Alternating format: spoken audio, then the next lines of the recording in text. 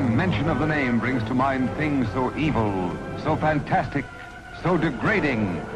You wonder if it isn't all a dream, a nightmare. Mwahaha! Research skills coming to get ya.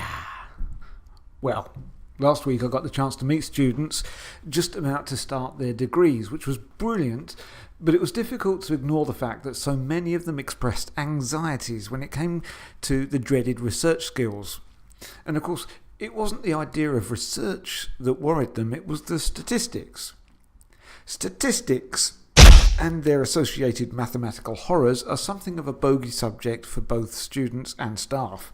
For students, it can be a problem because many arrive with certain preconceptions about maths. Perhaps the very mention of the word recalls for them terrifying experiences of long division or algebra at school, with teachers liable to throw a board rubber at the head of anyone with the wrong answer. Now, this problem is compounded when you factor in that few students arrive with the kind of advanced skills in Excel or SPSS needed to complete even a basic statistical analysis. So maths and computers. A double whammy of horror. It's as though Ernst Blofeld and Freddy Krueger have arrived together at your front door and are canvassing for UKIP. And this creates a huge challenge for anyone teaching research methods or statistics. Now, it's hard enough overcoming these kind of prejudices when you're teaching anything that involves statistics or research methods. It's harder still when you have to support students in what is, with the best will in the world, not the easiest piece of software to get your head round. Well, if these kind of challenges are things that sound familiar to you, then lynda.com might be able to help.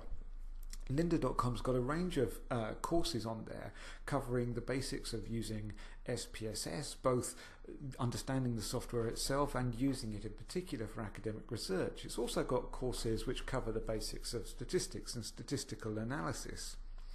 Now, the great thing about these kind of courses is that they can take the pressure off you as a lecturer. If you've got a course which involves using software like SPSS or using statistical analysis, then you can refer students to these courses and make it even part of the formative assessment if you want to, without you having to take the focus away from the actual content of your module.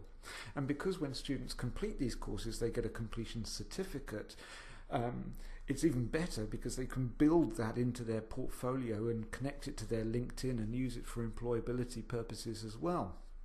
Now, this is an example course here which introduced the basics of SPSS.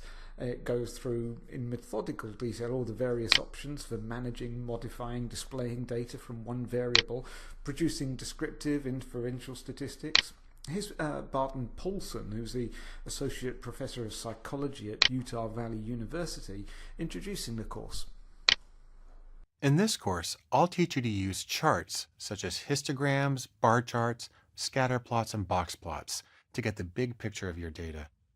Descriptive statistics such as means, standard deviations, and correlations for a more precise depiction of your data. And inferential statistics like t-tests, the analysis of variance, and chi-squared to help you determine the reliability of your results and how they can generalize to a broader population. There are loads of Lynda courses that can help you in this kind of way. They can, if you like, take the pressure off you having to support students in some of the basic reinforcement activities that you might usually do and enable you to focus more on the content of your module while still supporting students at the same time. Using Lynda, you can distribute videos, you can create playlists for your modules, and you can embed them all in Moodle. So if you've found any Lynda courses that you've found really helpful for this, do let us know and we'll share the good news. Cheers.